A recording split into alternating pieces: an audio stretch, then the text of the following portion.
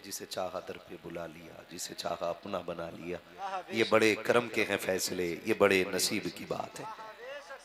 जिंदगी का बाकी तो कोई राग ही नहीं है, बस वही जिंदगी कीमती है जो शहर नबी में गुजर जाए या याद नबी में गुजर जाए। कोई जवान ये ना समझे कि अभी बुढ़ापे तक जीना है, कोई ताकतवर ये ना समझे कि अभी तो बहुत ताकत है, कोई अमीर ना समझे कि पैसा बहुत है। कोई भी बीमारी होगी देख लिया जाएगा। अगर ये जहन में बात आए तो जहन नशीन करा दूं, हॉस्पिटल में जाके देखो बड़े बड़े पैसों वाले एक एक सांस को तरस रहे, बड़ी बड़ी ताकत वाले आज ना बिस्तर से उठ नहीं पा रहे। जाके देखो कब्रिस्तान और हॉस्पिटल कितने हसीनों से आबाद है। वक्त जब बदलते हैं ना तो फिर कोई चीज नहीं बचा पाती है। मौत बुढ़ापे में भी आनी है, जवानी में भी आनी है, बचपन में भी आनी है। मौत का गम नहीं कि मौत आनी है, खुशी तब होगी जब मौत हुजूर के इश्क में आ जाए। ये असल बात है। मौत अगर हुजूर के इश्क में आ जाए तब बड़ी बात है। लोग बातें करते हैं क्या किया था रात भर वहां बैठ के, क्यों गए थे वहां पे। कई बार लोगों ने कहा इतने जलसे हो रहे हैं तब्दीली नहीं आ रही।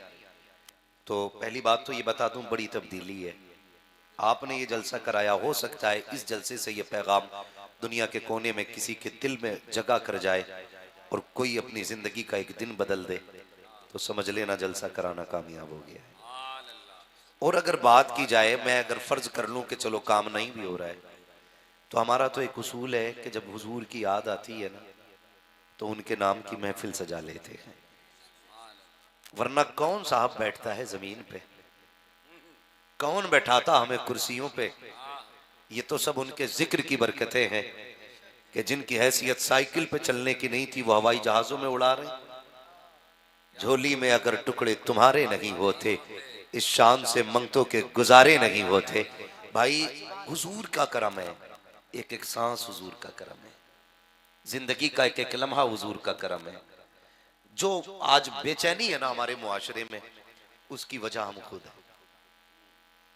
आज जो बेकरारी हमारे मुआशरे में है ना, उसकी वजह हम सबसे बड़े खुद हैं। हम ही अपने लिए गड्ढे खोद रहे हैं और खुद ही गिर के रोने लग जाते हैं। बताया गया जो किसी के लिए गड्ढा खोदता है वो उस गड्ढे में खुद गिर जाया करता है। आज हालात ये नहीं है। मैं तो मिंबर से लेकर नीचे तक की अगर बात करूं तो बड़ी तंग नजरी हो गई है। लोग तनकीद पे तनकीद, बेफायदा तनकीद किए जा रहे हैं। काश अपने गिरबान में झांका होता, काश अपने घरों में देखा होता, हमने सोचा होता हमने जिंदगी कितनी हुजूर के फरमान के मुताबिक बदल ली है। क्या ये तबलीग का तरीका है किसी को जलील करना? आज मियां अगर किसी के घर में 4 दाने आ गए तो वो गरीब को जीने नहीं देता। हाँ, अगर किसी ने 4 दिन से कुर्ता पजामा पहन लिया है तो वो फिर किसी को कहां रोड पे चलने देता है? मसला तो इतने तंग दिल हम हो गए हैं। अगर कोई बंदा तौबा करके मस्जिद में आ जाए तो नमाजी मुंह देख के कहते हैं सोच हुए खा के बिल्ली हज को चली। ये तंग नजरी है। होना तो ये था अगर कोई आया था दिल सीधा करके मस्जिद में, तुम्हें तो अगली सफ में जगह देनी चाहिए थी, तुम्हें तो हिम्मतें बढ़ानी थी। अगर किसी जवान ने दाढ़ी रखने का फैसला किया तो मेरी कौम कहती है अभी से मुल्ला बनने के ख्वाब देखने लगा। अगर कोई कहता झूठ ना बोलो तो उसे टोक दिया जाता है। क्या ऐसा लगता है जन्नत का ठेका लिए बैठा है? ये आएगा सूफी, इन्हें देखो। भाई ये तंग नजरी है हमारी। खुदारा लहजों को संभाल के बात किया करो, कहीं ऐसा ना हो तेरे लहजे से किसी का दिल टूट जाए। तुम नहीं जानते हो, अगर नहीं जानते हो तो जान लो, जितना रब सजदे करने वाले का है उतना की रब गुनाह करने वालों का भी है। जितना रब अमीरों का है उतना की गरीबों का भी है। जितना रब ताकत वालों का है उतना की कमजोरों का भी है। लहजे संभाल के बात किया करो। उसकी बारगाह में देर नहीं देर है, अंधेर नहीं होती है। जरा सी देर में फैसले बदल दिया करता है, जरा सी देर में तकदीरों के फैसले कर देता है। अगर कोई बंदा किसी को हिकारत से देख के उसे जलील और गुनाहगार कहता है, वो कहता तू कौन होता गुनाहगार कहने वाला, ये बंदा मेरा, मैं रब इसका हूं, ये जब हाथ उठा देगा मैं इसके गुनाह साफ कर दूंगा, मगर तू कौन होता है बोलने वाला। हमारी तंग नजरी का आलम ये है, माज़अल्लाह, अल्लाह माफ फरमाए, जो मस्जिद में नमाजी होते हैं वो बच्चों को रुकने नहीं देते, नौमरों को कहते हैं तुम्हें सलीका नहीं है, यार कहते हो कि ये कौम नमाज पढ़ने नहीं आ रही है। मैं पूछना चाहता हूँ ये क्यों जवानी में नमाज पढ़ने नहीं आए? तो सुनो, पलट के अपनी जिंदगी को देखो। जब ये छोटे बच्चे मस्जिद में आते हैं, हाथ पकड़ के कहते हो चल बे चल, मस्जिद गंदी करने आ गया, मैली करने के लिए आ गया। साहिब तुम्हारा लाल था, तुम्हारा बच्चा था, अगर मस्जिद में आया था इसे आदाब सिखाने थे, इसे तरीका बताना था, इसे बताना था बेटे मस्जिद में ऊंची आवाज से नहीं बोलते, इसे समझाना था बेटे वुजू ऐसे किया जाता है। लेकिन जनाब तुमको तो तस्बीह का इतना घमंड था, बच्चे को उठा के बाहर फेंक दिया। दावे के साथ कहता हूँ काश तुम बचपन में लेके आए होते, आज जवानी में तकरीरों की जरूरत न होती, जवानी के अंदर ऐलान करने की जरूरत नहीं होती। जो बच्चे बचपन से मस्जिद में जाते हैं वो जवानी में मदीने के राही हो जाते हैं। नारे तकबीर, नारे रिसालत, मसलके आला हजरत हजरत अल्लामा मुफ्ती हम्माद साहब कबिला जिंदाबाद। अल्लाह सुभान अल्लाह। तंग नजरी से बचें, दिल चौड़ा रखें, कुशादा रखें, दिल में जगह रखें, गुंजाइश रखो दिल में। हाँ जी, आज तो हाथ भी मुंह देख के मिलाया जाता है। गलत नहीं कह रहा हूं, किसी सूफी पंजवक्ता आदमी को मोहल्ले से निकाल दो, 4 बंदे सलाम नहीं करेंगे, और 20 साल सजा काट के आए हुए 10 मर्डर करने वाले को एक बार गुजार दो, लोग कहते हैं सेठ सलाम वालेकुम। जी हक है, हक है भाई, ये कंडीशन है हमारी। एक शरीफ बंदे को सलाम करने हम तैयार नहीं है। कोई गुंडा बदमाश निकल जाए तो सब हाथ पकड़ पकड़ के सलाम वालेकुम। बदलो यार, तरीके बदलो अपने। खुदारा ये तंग नजरी जो है ना, ये कम करना। अल्लाह ऐसा कादिर मुतलक है, 2 सेकंड नहीं लगते वो तख्त से उठा के तख्ते पे डाल देता है। चंद लम्हों में बेड़े गर्क कर देता, कोई बचाने वाला नहीं आता है। खुद आप सोचें और अंदाजा लगाएं, ये हमारी तंग नजरी का आलम ये है। अगर कोई गुजर के जा रहा, अगर मुखिया से बन नहीं रही है तो मुखिया ने यूं कर दिया, मुंह मोड़ लिया, इसकी तो शिकल भी अच्छी नहीं लगती, ऐसे करके ना, किसी को जलील न किया करो। तो कितना भी बड़ा है ना, तो रब का शुक्र अदा किया करके रब ने तुझे बड़ा बनाया है। वो कहता हम किसी को लेके आजमाते हैं, किसी को दे के आजमाते हैं। अगर पैसा है तो और ज्यादा डरना, गरीबी है फिर भी डरना, अमीर हो तो और ज्यादा डरना। मौलाए कायनात मौला अली रजी अल्लाह तआला अन्हु से किसी ने, मौला अली ने फरमाया अपने चाहने वालों से सुनो, कमजोर से ज्यादा डरना, भले ताकतवर से न डरना। लोगों ने कहा जनाब ताकतवर से तो डरने का समझ में आता है, लेकिन आप कमजोर से डराने की बात कर रहे हैं, ताकतवर से डरने को मना कर रहे हैं। फरमाने लगे ताकतवर से मैंने इसलिए मना किया, ताकतवर अपनी औकात के हिसाब से बदला लेता है, लेकिन अगर किसी कमजोर को सताते हो ना तो उसका बदला अल्लाह लेता है। कौन लेता है? सारे बोले कौन लेता है? अल्लाह लेता है उसका बदला। हाँ, तो कमजोर से तो और प्यार से मिलना चाहिए, और प्यार से मिलना चाहिए। 2 बातें मेरे नबी ने 2 बातों में पूरी जिंदगी समेट दी। फरमाया था मन लम यरहम सगीरना वलम युक्किर कबीरना फलैसा मिन्ना, जो हमारे छोटों पे शफकत न करे, जो हमारे बड़ों का अदब न करे, वो हमारा नहीं। ये 2 बातों पे बंदा अगर अमल कर ले पूरी जिंदगी शान से कट जाएगी। क्या बात है मुफ्ती साहब, पूरी जिंदगी। लेकिन मसला ही अलग है, हालात हमारे क्या है, बुरा ना मानिएगा। सबको बुखार चढ़ा, लल्ला को MBBS बनाना है, क्यों? इसमें अंधी कमाई है। गलत नहीं कह रहा हूं। अंधी कितने हॉस्पिटल के नाम बताऊं मैं, जिनके अंदर जो पैरासीटामोल 1 रुपए की मिलनी चाहिए 60 रुपए की एक मिल रही है। खाली लेवल चेंज करने की देर होती है। कहते हैं अंधी कमाई है। किसी का 1 रुपया नाजायज लेके खुश मत होना। वो 1 रुपया ऐसा दर्द करेगा पेट में जाके कि तेरे 1 करोड़ में आग लग जाएगी। तो हम हिसाब लगा रहे हैं बैठ के MBBS बनाना अल्लाह को। अम्मा भी लाइन में, जो कभी नहीं उठी जिंदगी में 4 बजे। स्कूल वाले कह रहे हैं कि हमें 4:30 बजे बच्चा यहां चाहिए, तो वो 3:30 बजे उठ गई। नहलाया धुलाया तैयार किया, गाड़ी आ गई, बैठा दिया, नहीं है तो गाड़ी से छोड़ के जा रहे हैं। स्कूल जाना, बेटे को MBBS बनाना है। ये हमारे इमाम हजरात हैं, उलमा हजरात, ये कहते हैं बच्चा भेज दिया करो आधा घंटे के लिए। कितना मूड खराब होता है। औरतें ये चाहती हैं इसका मुंह भी मदरसे में धुलना चाहिए। तो अक्सर जातना होता मदरसों में, किसी की नाक यहां तक आ रही है, किसी के कपड़े कोनी से फट रहे हैं, किसी के बड़े बड़े धब्बे दामन पे लगे। उस वक्त माओ को नहीं दिखता बिल्कुल भी। MBBS बनाने की होड़ है।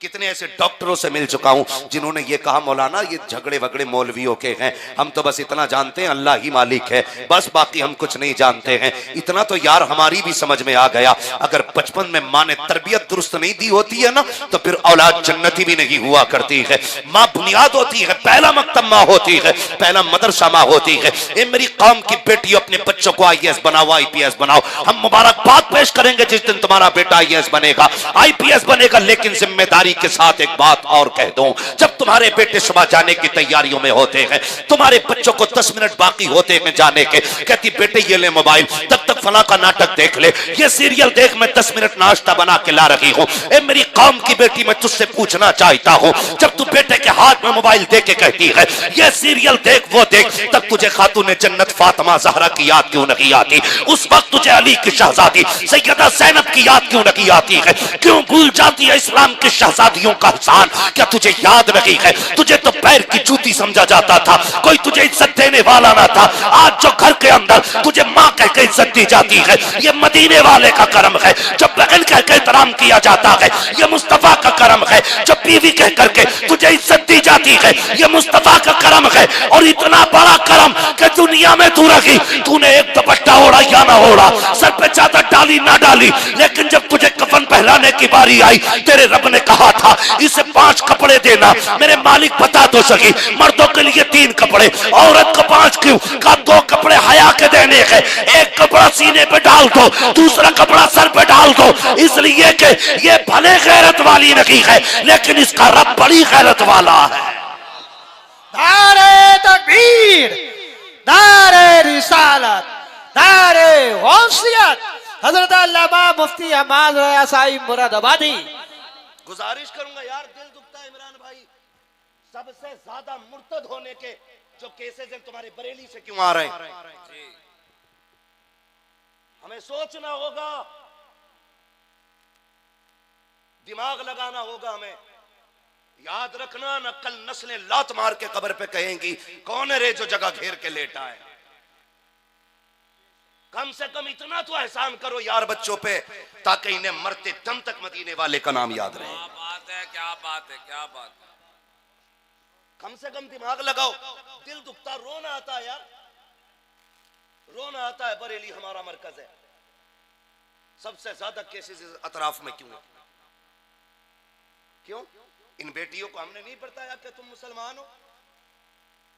ये किस लालच में बह गई, हमने बच्चों को नहीं बताया? काश तुमने इन्हें बैठा के बताया होता कि तू मुस्तफा के दर की कनीज है।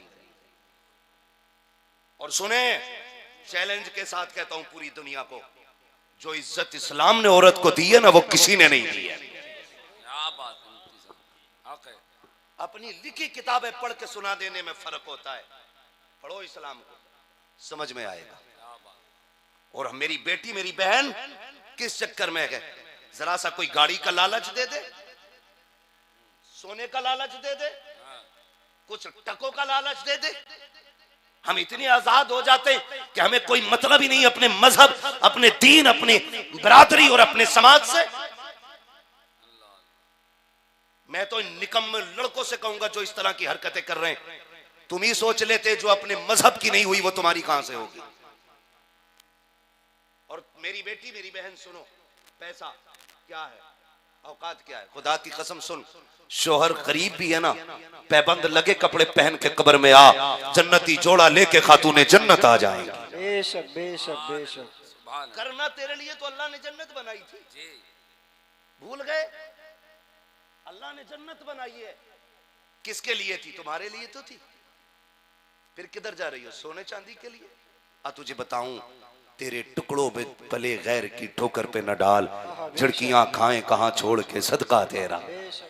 हाँ, झुड़कियां खाएं कहां छोड़ के सदका तेरा। आज चंद पैसों की खातिर बेटियां ईमान बदल देती हैं, मजहब छोड़ जाती हैं और बयान देती नहीं नहीं हमें इनके साथ रहना शर्म आनी चाहिए।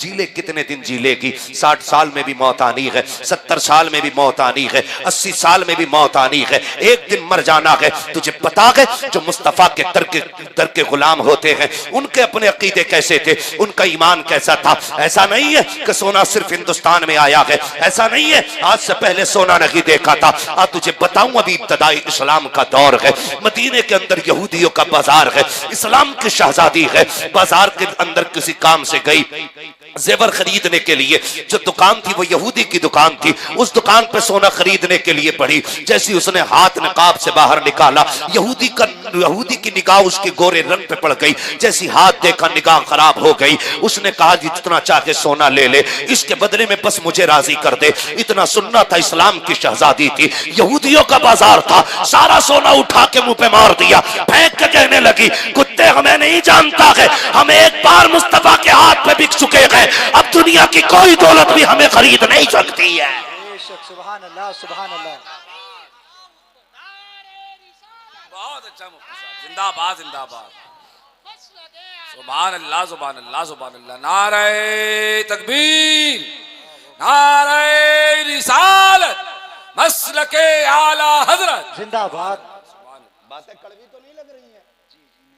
चलो आगे लगे भी तो क्या हुआ, पाए मोरा लंगनेस मुल्क खुदा तंगनेस। इस टेंशन में तो बोलते ही नहीं है कि दोबारा ये बुला में ना बुला में। इस बात का तो मसला ही कोई नहीं रहता है। मैं आईना हूं दिखाऊंगा दाग चेहरे के, जिसे खराब लगे सामने से हट जाए, बस सीधी सी बात है। उसने कहा तू नहीं जानता, जो हुजूर के हाथ पे बिक जाते उन्हें दुनिया की कोई दौलत नहीं खरीद पाती है। इतना कह के सोना फेंक के चली। सुन मेरी बहन, गौर से सुन, और नौजवानों तुम भी सुनना, तमाशा ही देखते हो, तमाशा बना देखते हो। बाप दामन झाड़ के कहता मेरी कोई गलती नहीं है, चली गई तो चली गई, मैंने तो छोड़ दी।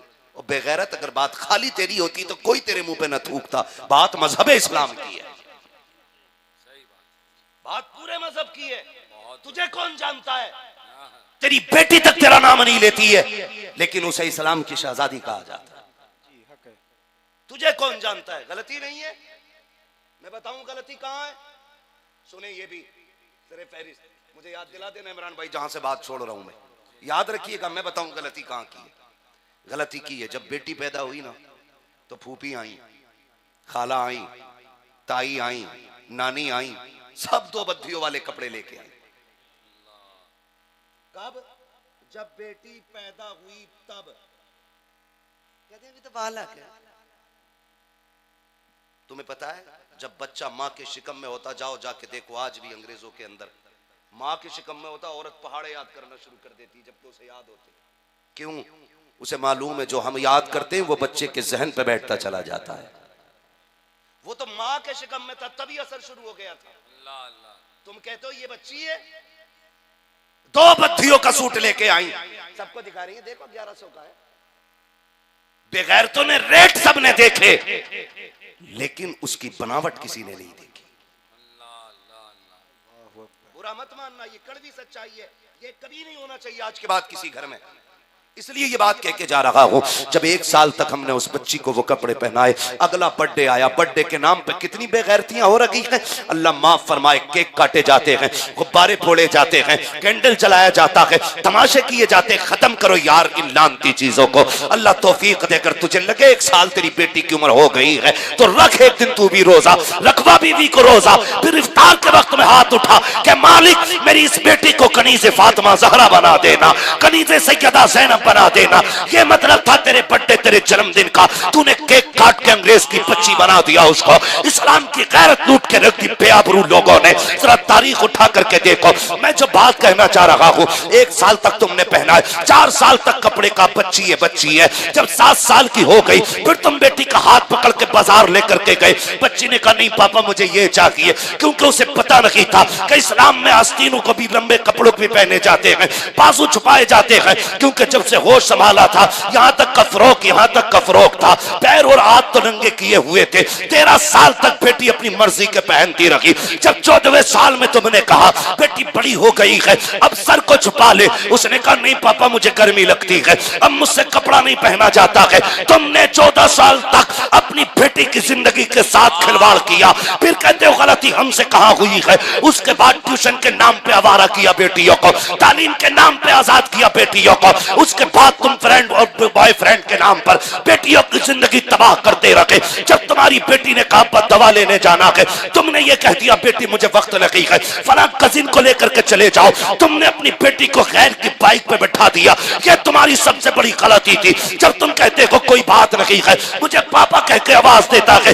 याद रखना चोरी वही करते हैं जो घर तक के रास्ते जानते हैं, इज्जतें से वही खेला करते हैं जो चूल्हों तक आया करते हैं। तुमसे किसने कहा था कि तेरे दिमाग का ज्यादा तेज कंप्यूटर चल रहा था कि मेरा कजिन लगता है, मुझे बाप कहता है, मुझे बेटा कहता है, मुझे भाई कहता है।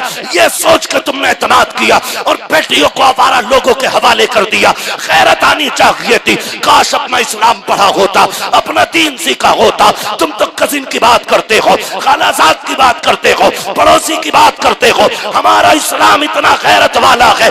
इस्लाम का कानून यह है अगर सगे भाई बहन जवान होने के करीब हो जाए, इस्लाम सगे भाई बहन को एक बिस्तर पर कांधे से कांधा मिलाने की इजाजत नहीं दे सकता, तो तेरी बेटी को गैर की बाइक की इजाजत कैसे दे सकता है? हक है बेशक बेशक। जिंदाबाद जिंदाबाद। नारे नारे तकबीर, नारे तकबीर, नारे रिसालत, नारे गौसियत, मसलके आला। सोचो जो इस्लाम हमें सगे भाई बहन को एक बिस्तर पे कंधा मिला के बैठने की इजाजत नहीं देता, किसी तेरे चचेरे खलेरे फुपेरे मुमेरे की बाइक पे बैठने की इजाजत कैसे दे सकता है? गलती की हमने, अपनी जिम्मेदारी पूरी नहीं की। काश हमने अपनी जिम्मेदारियां निभाई होती। अरे नहीं हो रहे थे शौक पूरे, कह देते बेटी ये पुराना लिबास पहन के ईद कर ले, जन्नत में नए लिबास में तेरी ईद हो जाएगी। बेशक बेशक कहते ना, लेकिन नहीं, हमने तो ये फैसला किया ना कि कुछ भी हो जा बेटी, और दिमाग लगा के बता के कहते नहीं नहीं नहीं। बाप कहता है बेटी इज्जत का ख्याल रखना, तो बेटी कहती पापा बेवकूफ थोड़ी हूं, जान दे दूंगी मैं तुम्हारे नाम पे। जान नहीं, इज्जत ही लुटा के चली गई। और लोग बात करते कहते नहीं मुझे अपनी बेटी पे गर्व है। और कुछ मौलवियों को दीन सिखा के कहते जी पर्दा तो दिल का होता, नजर का क्या पर्दा। ये बेवकूफ बनाते हम मौलवियों को भी। याद रखना मौलवी घर की किताब से मौलवी नहीं बना, मौलवी मदीने वाले के कानून से मौलवी बना है। एक बात याद रखना, साइंस कितनी भी आगे हो जाए मेरे महबूब के तलवों से आगे नहीं जा सकती है। बेशक हक है हक है हक है। वाह वाह मुफ्ती साहब जिंदाबाद। मेरे महबूब के तलवों से आगे नहीं जा सकती है। बता साइंस का मकाम जिसके तलवों से आगे नहीं जाता, उस जात के अपने दिमाग का मकाम क्या रहा हो। बेशक सोचो तो सही। कहते नहीं नहीं वो दिल का पर्दा, हाजी नजर का कोई पर्दा नहीं है। कुरान कहता है ईमान वालों अपनी नजरें नीची रखो। और कुरान वो है जिससे साइंस बनी है। सही बात तो ये है, साइंस ने जिससे जन्म लिया उसे कुरान कहते हैं। आप खुद भी सोच सकते हैं, हम जो दिमाग लगाते हैं मौलवियों की बातों में नहीं आना चाहिए। अच्छा चलो तुम्हारी मान ले नहीं आ रही बातों में। अब बताओ मौलवी से पहले क्या था? मौलवी से पहले थी जहालत। हुजूर आए, सुने मैं जो बात कहना चाह रहा हूँ। कोई इसकी ज्यादा गहराई में मंतिक और फलसफा हमें ना पढ़ाए, जिसे पढ़ाना हो हमसे घर बैठ के बात करे। इंशाल्लाह चाय भी पिलाएंगे, मसला भी समझाएंगे। हाँ, ये भी बड़ा ज़रूरी रह गया। बात समझे मेरी जो मैं कहना चाह रहा हूँ। तो हुजूर ने कहा था मालिक इतने सारे ऐब पूरी कौम के अंदर हैं, कब तक इनकी सलाह की जाएगी? कोई ऐसा एंटीबायोटिक दे जिस एक एंटीबायोटिक से सारी बीमारियां खत्म हो जाएं। तो पहली आयत नाजिल हुई, इक़रा बिस्मि रब्बिकल्लज़ी खलक़। क्या? इक़रा बिस्मि रब्बिकल्लज़ी खलक़, ये पहली आयत नाजिल हुई ना, तो खुदा की कसम ये पैगाम दिया गया, महबूब अगर सारी बुराइयों का खात्मा करना है ना तो फिर तालीम आम कर दी जाए। जितने पढ़ते जाएंगे मुसीबतों से निकलते जाएंगे। बेशक, सुभान अल्लाह, सुभान अल्लाह। ठीक है जी। कहते हैं जी पर्दा तो दिल का है, नजर का क्या पर्दा है? हम कुरान को पढ़ें, कुरान कहता है ईमान वालों नजरें नीची रखो। एक बात बताओ, कभी कभी ऐसा होता है हम लोग कहते हैं तेरे कपड़े देख के मुझे गर्मी लगने लग गई, बोलते हैं ना कभी कभी जुमला। एक बात कहते हैं भाई, कभी कभी ऐसा होता है कि देखा ना और देखा तो बस मैं दिमाग खराब हो गया मेरा। पता चला पहला काम नजर करती है, दिमाग के अंदर जो कैचिंग पावर है ना वो उसको पकड़ता है, फिर वो भेजता है दिल की तरफ, दिल एक्सेप्ट कर लेता है तो फिर काम शुरू। एक बात बताओ जो मैं कहना चाह रहा हूं, जो लोग कहते हैं ना पर्दा दिल का है, मौलवियों ने अपनी लगा रखी है। खुद बताओ पर्दा अगर सिर्फ दिल का होता तो महबूब अलैहिस्सलाम ने अपनी अज़वाज से फरमाया था, जब नाबीना सहाबी घर में आए थे, फरमाया पर्दा कर लो। हुजूर क्यों? कि मेरा फलां सहाबी आ रहा है। या रसूलल्लाह ये तो नाबीना है। फरमाया ये तो अंधे हैं लेकिन तुम्हें तो नजर आ रहा है। ये मैं उनकी बात नहीं कर रहा हूं जो आज ही ड्रेस पहन करके हाई स्कूल तक स्कूल जाती रही हूं, उनकी बात नहीं कर रहा हूं जो दुपट्टों में, गलों में दुपट्टे डाल के साइकिलें जिन्होंने चलाई हो। मैं उनकी बात कर रहा हूं जिनसे ज्यादा पारसा खवातीन जमीन पे नजर नहीं आती हैं, बेशक, बेशक। जिनका इंतखाब रब ने महबूब के लिए किया हो। सोचो वो कितनी अजीम जाते होंगी। वो महबूब कहते हैं अपनी बीवी से नजरें नीची कर लो, तुम्हें नहीं, इन्हें नहीं, तुम्हें तो नजर आ रहा है। हमारा नौजवान कहता नहीं नहीं जी पर्दा तो दिल का होता है। अगली बात कहूं, सुने पर्दा कितना अहम है। बातें तो कड़वी लगेंगी, पर्दा इतना अहम है। लोग कहते हैं इस्लाम ने पर्दा दे के औरत की आजादी छीनी है, इस्लाम ने औरत को पर्दा दे करके उसे इज्जत दी है, पर्दा दे करके इज्जत दी है। लोग कहते नहीं नहीं औरत का आजाद हक है। तुम किसे आजाद कहते हो? यही जो फ्लाइट के अंदर 4 लड़कियां पूरे 300 लोगों के आगे पीछे गिलास लेके घूमती हैं, तुम उसे कहते हो ये आजादी है? होटल के अंदर जाकर के जो कपड़ा पोछा मारती है टेबलों पे, तुम कहते हो ये आजादी है? जिस बेटी को 3 भाइयों की बात बुरी लगती हो, वो काउंटर पर बैठ करके 300 लोगों की गाली सुनती है, तुम इसे आजादी कहते हो? जिससे घर के मिंबर का 5 खाना बनाना, 5 लोगों का खाना बनाना जिसे बोझ लगता हो, वो 300 लोगों के आगे पीछे जाके कहती है सर क्या चाहिए, तुम इसे आजादी कहते हो? और वो कि लिबास अपनी मर्जी का नहीं, तनख्वाह हम दे रहे हैं तो हमारी मर्जी के कपड़े होंगे, लहजा हमारा होगा, कोई गाली भी बके तब भी तुम्हें मुस्कुराना है, कोई तुम्हें तके ताड़े तब भी मुस्कुराना के, तुम इसे आजादी कहते हो। आज तुझे बताऊं आजादी किसे कहते हैं। आजादी मेरे नबी ने अता की है। फरमाया सुन बेटी, जब तू दुनिया में आई, बेटी बनी तो माँ बाप के लिए जन्नत, बीवी बनी तो बच्चों शौहर के लिए जन्नत, और जब तुम माँ बनी तो बच्चों के लिए जन्नत। और तेरे नबी ने फरमाया अगर कोई औरत अपने शौहर के कपड़ों का धब्बा मुस्कुरा के छुटा देती है, अल्लाह एक धब्बा छुटाने के बदले में 70 नेकी अता फरमाया करता। इसे आजादी कहते हैं, इसे आजादी कहते हैं। हाँ? ये बकवास करके बच्चियों के दिमाग खराब किए जाते हैं। इस्लाम ने इज्जत लूट ली, जो इज्जत इस्लाम ने दी है वो किसी ने नहीं दी है। हाँ? जो इज्जत इस्लाम ने दी है वो बोले। डर लग रहा है आपको? डरने की जरूरत नहीं, इमरान भाई बैठे, मैंने पहले ही कहा था बड़ा मजबूत नकीब बैठाया है, हर मामले में पहलवान है। अल्लाह ऐसे ही पहलवान रखे इमरान भाई को, अल्लाह सलामत रखे। तो लोग किस नजरिए से बात करते मेरे समझ में बात नहीं आती। खुदारा मैं तो बस एक बात जानता हूँ, डॉक्टर इकबाल ने कहा था सुनो कि मोहम्मद से वफा तूने तो हम तेरे हैं, ये जहां चीज है क्या लोहो कलम तेरे हैं। मेरी बेटी मेरी बहन बस इतनी सी गुजारिश है, खुदारा कनीज़े फातिमा ज़हरा बन जाए। मैं अगर इस पे तफसील से बात करूंगा बात बड़ा वक्त लगेगा, मैं बस ज्यादा दूर तक अपना सफर नहीं बढ़ाना चाहता।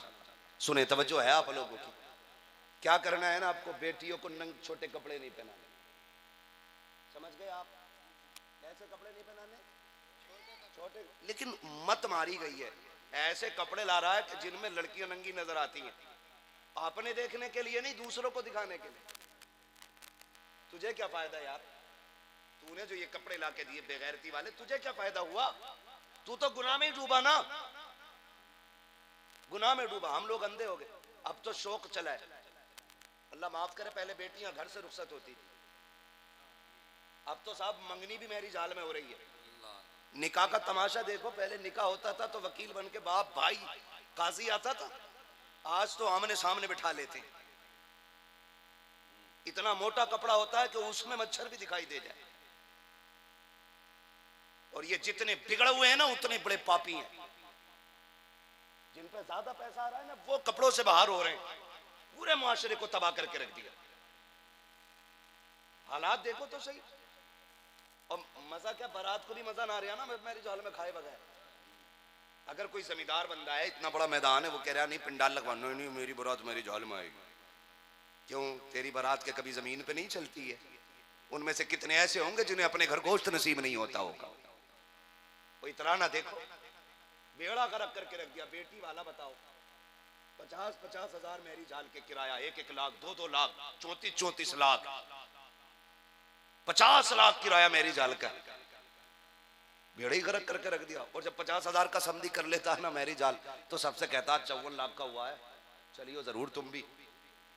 और जब अपने घर वलीमे की बारी आती है ना तो फटीचर बन जाता, कहता ना जी 4-5 गरीबों को खिला दिया था वलीमा। क्यों, तेरी मैया मर गई है? लड़की के घर हराम का खाना था जो नोत नोत के लेके गया था, अपने घर खिलाना। मर्द का बच्चा है तो लड़की के घर 5 लोग लेके जा, अपने घर 500 को खिलाना। हालत पतली हो जाती है। सही बात। तो ड्रामा बना रखा, अब तो मंगनी भी मेरी जाल में, बारात भी मेरी जाल में, और बेगैरती का आलम। 1-2 बार जाना हुआ इमरान भाई, किसी खास ने दावत दी चले गए। जब जाना हुआ ना तो यकीन करें कहीं पानी पीने की जगह हमारे लिए नहीं थी। ये मत सोचना मौलवी खिसिया के कह रहा है इसे खाने नहीं मिला था। अल्लाह का शुक्र है हर कोई अपने घर पे अच्छा ही खाता है। मैं सबकी बात कर रहा हूँ, हर कोई अपने घर पे अच्छा खाता है। वो अच्छा इसलिए भी होता है कि मन जो चाहता है बंदा वो खा लेता है। हर वक्त के मुर्गे बकरे अच्छे नहीं होते, कभी की चटनी भी अच्छी होती है। तो हर कोई अपने घर अच्छा खाता है, मगर तकलीफ तब होती है जब एक ही महफिल में मर्द भी खाते हैं और औरतें भी खाती हैं। और मैरिज हालों में अक्सर खिलाने वाले मर्द ही होते हैं, औरतें खाएं या मर्द, समझ रहे ना? तो वो ही खिला रहे हैं सबको। ख्याल करें अपने घरों की इज्जत। बाकी का तमाशा तो आप देख ही रहे हैं, कितने तमाशे हो रहे हैं। वेलकम, इस्तकबाल, मुंह दिखाई, जूती चुराई, क्या क्या ड्रामे नहीं होते। जूती चुराई में 11,000। गलत कह रहे हैं इमरान भाई? अब बाप भी खुश रहे, बेटी ने जूती चुराई है। शर्म कर यार, ये चोरी का नाम भी बुरा है, चोरी का नाम भी बुरा है। इस पे भी राजी होने वाला मसला है। बेटी ने वो चुरा लिया भाई, जूती चुरा ली। और दामाद देखो जो मर रहा था ना 1100 रुपए देने में, साली ने कहा 5 लूंगी तो कह रहा ले 10 ले। ये हालात है हमारे। सबसे अहम काम होता है निकाह। क्या होता है? बोले चलूं आगे। क्या काम होता है? हो गया ना आप लोगों का। जिनका नहीं हुआ अल्लाह उनका करा दे।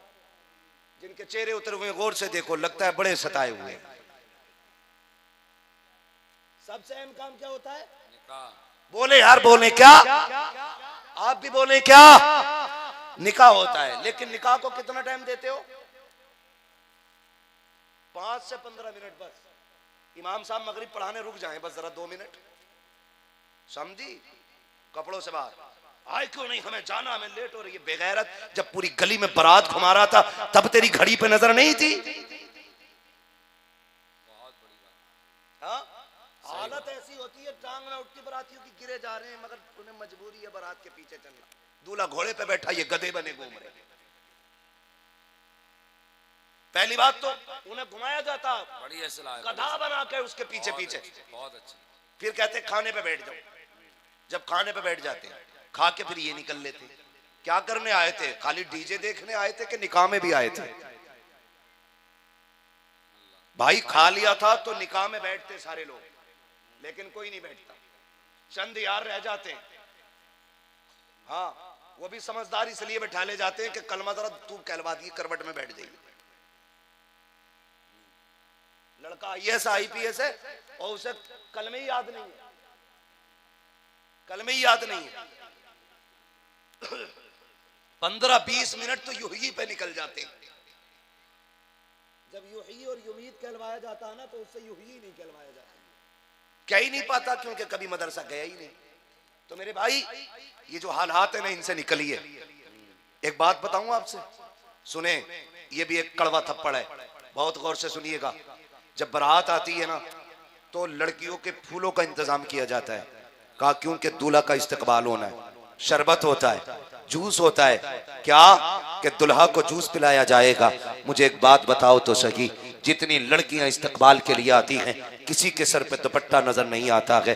या तुम बताओ, जितने लोग लड़के के साथ होते हैं उनमें से कितने लोग साफे वाले होते हैं, कितने लोग तस्बीह वाले होते हैं, कितने लोग नेक होते हैं? मैंने तो बड़ी गौर से देखा है, न लड़कों की टीम में कोई शरीफ नजर आता है, न लड़कियों की टीम में कोई शरीफ नजर आता है। और बाप कहता है इस्तकबाल हो रहा है बारात का, गैरत आनी चाहिए। तेरी बेटी गैर के आगे कैसे चली गई, कैसे किसी के ऊपर फूल फेंक रही है? इसको हक किसने दिया है किसी आवारा के ऊपर फूल डालने का? इसको हक किसने दे दिया है किसी गैर के आगे इस्तकबाल के लिए जूस का गिलास लेके खड़े होने का? अगर बारात का इस्तकबाल करना था तो औरतों को नहीं, मर्दों को करना चाहिए था। फूल नहीं, तुम तो सोना निछावर करते, लेकिन बेटियों के हाथ से नहीं। ये तो यहूदियों की चालें थी कि लोगों के आगे अपनी बेटियों को नंगा करके खड़ा करते थे। और तुम तो इस्लाम के शहजादे हो, किसी की इज्जत पे आंच आती थी तुम गर्दनें कटा देते थे। आज इज्जतें जा रही हैं, किसी को फर्क नहीं पड़ रहा। फखर से कह रहा बड़ा इस्तकबाल हुआ। लानत हो ऐसे इस्तकबाल पे जिसने बेटियों की आबरू का जनाजा निकाल दिया। बंद करो ये तमाशे, वरना हर घर में बेइज्जती का जनाजा होगा।